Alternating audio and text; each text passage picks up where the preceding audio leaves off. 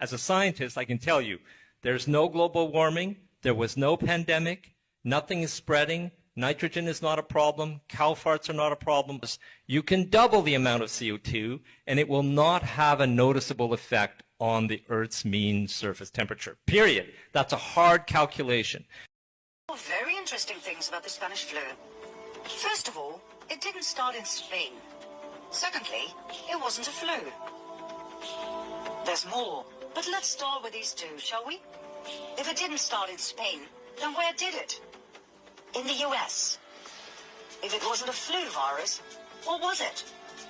It was a bacteria that caused severe and in most cases lethal pneumonia. According to a 2008 National Institute of Health paper, bacterial pneumonia was the killer in a minimum of 92.7% of the autopsies reviewed. So why do we call it the Spanish flu? As a decoy, a smokescreen to hide the truth. These people prefer to hear a convenient lie. The first cases of bacterial pneumonia in 1918 traced back to a military base in Fort Riley, Kansas. During the first half of 1918, an experimental bacterial meningitis vaccine cultured in horses by the Rockefeller Institute for Medical Research in New York, now the Rockefeller University, was injected into soldiers at Fort Riley. The so-called Spanish flu was a vaccine experiment gone horribly wrong. Well, that's what we, the people, would say. The cabal would refer to it differently. They would call it an experiment with the best outcome ever.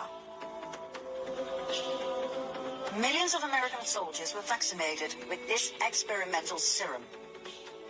2 million of them went overseas. They fought under poor sanitary conditions, so the bacteria spread like wildfire wherever they went. The story was then spread that these soldiers would come home with all sorts of European diseases, so the American population was vaccinated as well. On top of everything else, the vaccines were distributed all over Europe. Only the vaccinated died. Healthy men and women in the prime of their lives died, not the elderly, as would have been the case if it were a flu virus.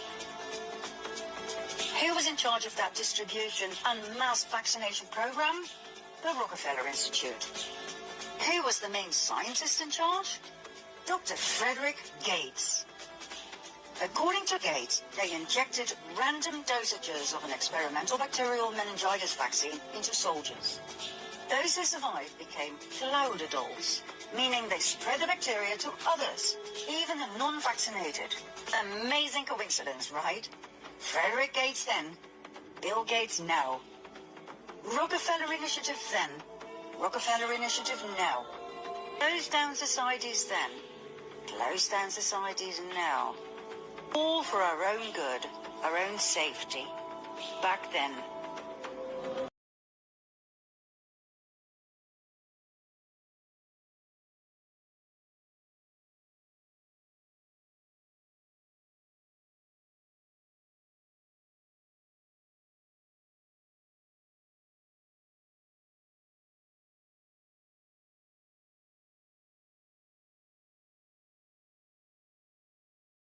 Attention.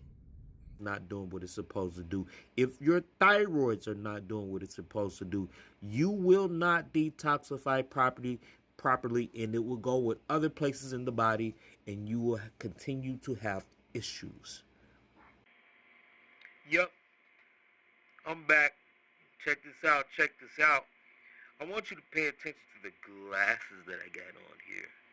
Yeah, I'll tell you about that a little bit later. But let's talk about this real quick, because this message came across my phone within the past week, about 15 times already. So this is something very serious. All right? We're going to check out two things while we're at it. An invasive bacteria infection is on the rise. Push it. The cases of meningococcal disease, mainly caused by the bacteria Neisseria meningitidis, reaching 422 last year, the highest annual number of cases reported since 2014. This is still the same goddamn number they've been talking about. It hasn't risen, okay? Like, how many people is it out here? 300 million. But what's coming from this particular message is that this is hitting a certain number of people. Okay. The invasive strain is causing most cases of serogroup YSTs, and it's affecting adults between 30 and 60, but it's affecting younger folks as well. It's affecting a lot of different people. They just call it TB, call it measles, all these other bullshit that they name, RSV, just a bunch of BS. But let's get to the symptoms. I'm not going to read all of that. All right, so the most common symptoms of the meningitis is fever, stiff neck. A lot of you probably woke up with stiff neck and you are sensitive to light right now. So you're getting headaches from the sensitivity to light. You might be getting a little bit of nausea. You might get a little bit of vomiting, some people. And it may alter how you feel. Brain fog.